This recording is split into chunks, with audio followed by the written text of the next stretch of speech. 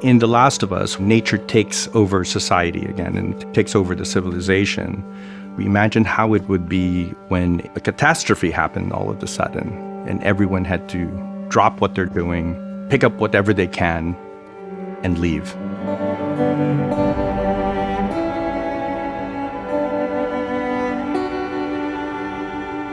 With the game, because immersion is such a big component of it, everything is seen either through Joel's perspective or Ellie's perspective, and that's it.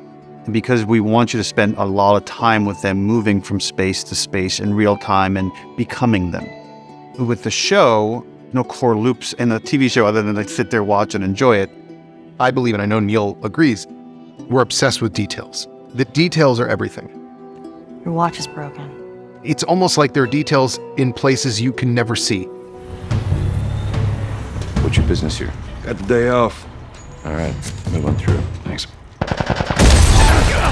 In the QZ, we wanted to design that city as very hard and cold. That's why the lighting in that area is very bluish and overcast. We like to create this atmosphere like you're in a prison.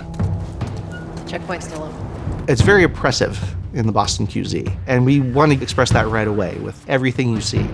You see men with guns, you see fences up everywhere, keeping you from walking anywhere other than where the government wants you to be. You won't see a lot of trees in the QZs, you won't see a lot of grass. Everything is very sterile, everything is man-made. You can see the misery of what's happening and how society is very desperate and frustrated. I think in a really harsh way, he's figured out how to survive. Smuggling contraband, carrying out deeds.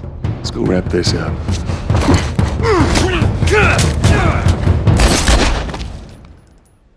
I needed him alive. What I also love is that there were opportunities to see Marlene doing different things. Because the story's so rich, you could probably walk into any room on there and have a completely new story happening, and we get to do that.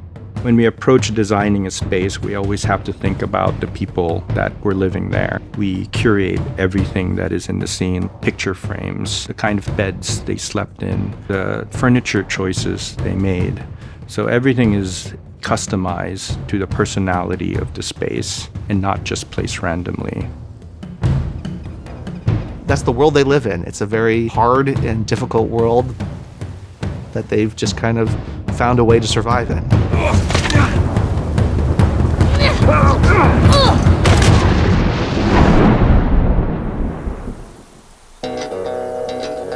In Billstown, you have a small town that is run by Bill. Don't touch! He lets nature take its course.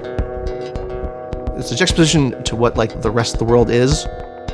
We wanted to create Billstown in a more warm setting, with the sunset there, shining through nature and all of the buildings inside. It creates this different aesthetics to contrast where you just came from. This is what freedom looks like now. It's dangerous. They're coming to the door!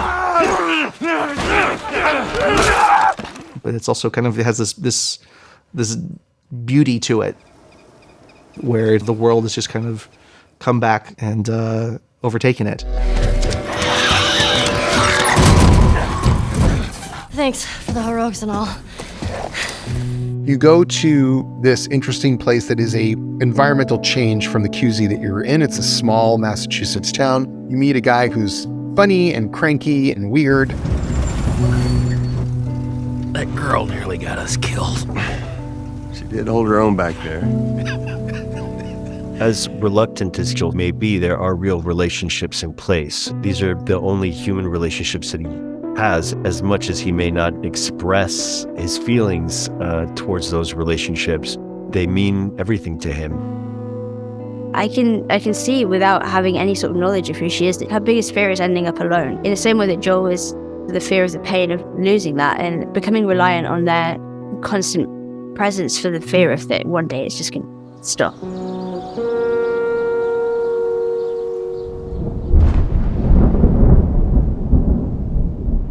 There's a lot of darkness in these games. It's going to sound weird, but when I'm making these animations, I'm trying to pull as much light out as possible, despite of kind of what happens throughout it. I've now heard from a couple of people that have watched the whole show and went back to play the game, and they said the game feels richer now, having watched the show. If you don't think there's hope for the world, why bother going on? It was very much going through the screen as if the screen is a portal and you're in it. You haven't seen the world, so you don't know. You're in the game, and you couldn't have asked for a more complete experience. I still think that there's kind of a glimmer of hope in this game. I think there's a glimmer of hope in every animation that we make. Ellie exploring the world, that's not a dark thing. That's a lighter way of seeing a very dark world.